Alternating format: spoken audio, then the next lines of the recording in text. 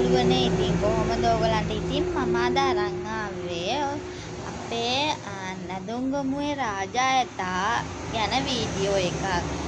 එයා නැති වුණාට පස්සේ එයා අවුරුදු 4කට පස්සේ ආයෙම ඉපදිලා තියෙනවා. ඉතින් අපි බලමු අද එයා නැවත ඉපදුනේ කොහොමද කියලා.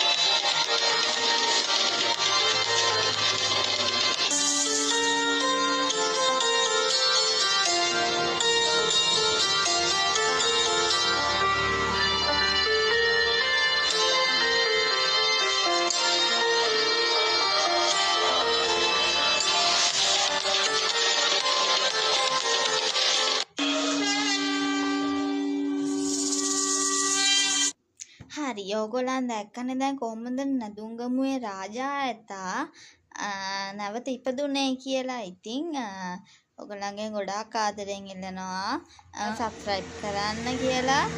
ඒ වගේම පහළ තියෙන බෙල් අයිකන් එකත් ඕල් දාගන්න කියලා. ඉතින් හැමෝටම ගොඩාක් ආදරෙයි.